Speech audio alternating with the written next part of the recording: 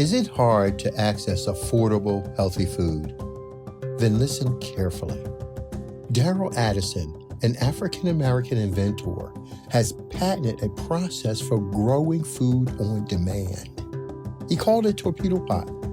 Torpedo Pot is a fully automated flower pot that gives you control over your plant's environment.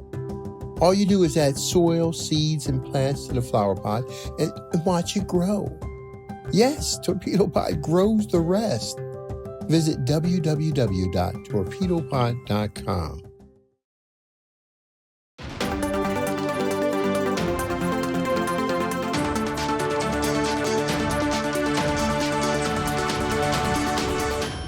Shocking traditional wedding rituals that happen in this African tribe.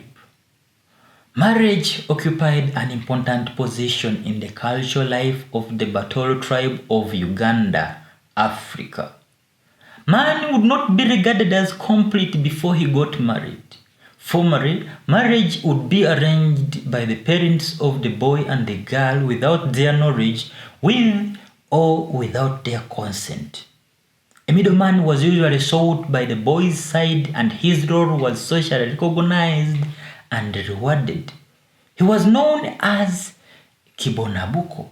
He had the duty of making investigations about the character of the girl, her family background, and her ability to work. After such groundwork was completed, the Kibonabuko would proceed to secure the girl from her parents on behalf of the boy's family.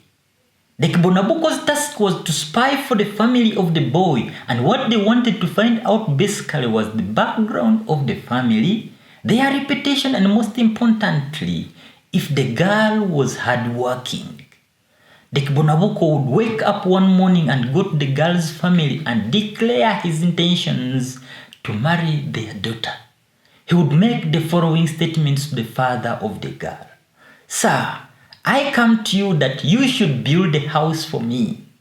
I would like you to be part of my clan. I have come to ask for a wife, the builder of the house." The normal response from the girl's father was, "I don't have any child." The Kibonabuko would insist that the child was there, and on being asked who exactly he wanted, he would name the girl. If the father consented, the Kibonabuko would thankfully kneel down as a sign of appreciation. Unlike in other tribes, once the intention to marry a girl was made, Batoro parents sought consent of the girl before they gave her away. If she agreed, the next step would be for the boy's family to take beer to the girl's parents for the bride price to be fixed. The bride price was normally in form of cows. It varied between the Bahima and the Bahiru. For the Bahima, it ranged from 6 to 20 cows. For the Bahiru, the ceiling was about 8 cows. They would often make payments in goats and horses. Most significantly, during bride price negotiations, only men were allowed to sit in for the ceremony. In an African tradition, women are married. They don't marry. They were therefore not allowed to sit at the front during these negotiations. When all or part of the bride price is due, it would be received during a ceremony known as Okujuka. It was a very important ceremony involving a lot of eating, drinking, and merrymaking. Thereafter, the young man's family could send back clothes and some skins for the bride's dress. Meanwhile, other formalities would be finalized for the wedding. Roasted coffee beans and milk would be given to 9 people from the bridegroom's side in a house. This was a traditional gesture of welcoming the bridegroom's family. Coffee was served in small baskets while milk was served in milk pots in a ritual known as Okuterura Amata. On the wedding day, another big feast was organized. The bride could be collected around 6 or 7 o'clock in the evening. Before leaving, she would first perform a ritual of sitting on her parents' laps. This ritual was known as Okubukara. She would then be lifted onto a litter and carried to the bridegroom's home. On arrival, she would perform another ritual of being carried on her parents-in-law's wraps.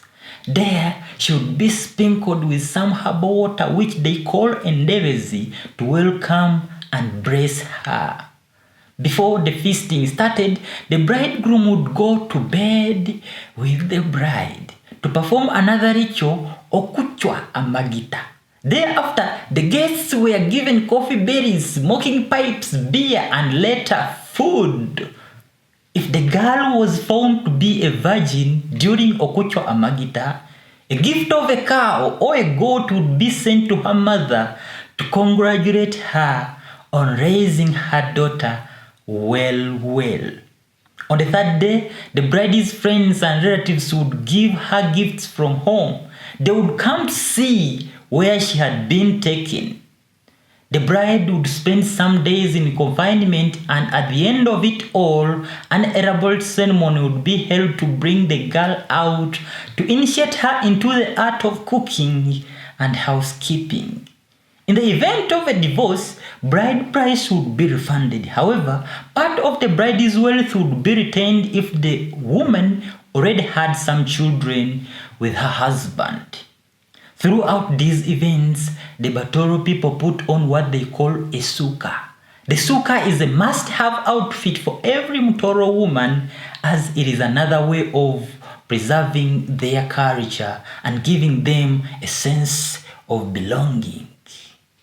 The men wear a kanzu as their traditional wear. And for this function to be specific, this is how we dress. For men, you can put on a coat. Inside is the kanzu, and of course shoshu.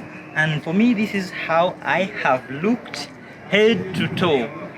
Yes, rate my outfit out of 10 and let me know, what do you wear in your country for a function like this? Brothers and sisters, my name is Osie The Born Child. Let me know what happens at an introduction or wedding ceremony in your tribe, or let me know, what do the Batolo have in common with your tribe? I'll be seeing you in another video, but until next time, please don't forget to subscribe to Africa Diaspora News Channel. I love you all. Bye-bye.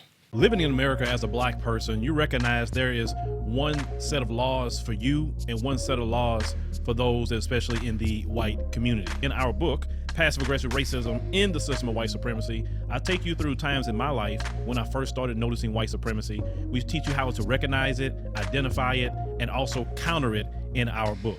This book is a beginner's course for those that are just starting to wake up and open their eyes to see the system of white supremacy. As a black American person, you must understand this system, because this system is life or death to you. How you handle it, how you deal with it, it can affect your mental health if you don't understand this system. Pick up our book, Passive Aggressive Racism in the System of White Supremacy, today on Amazon.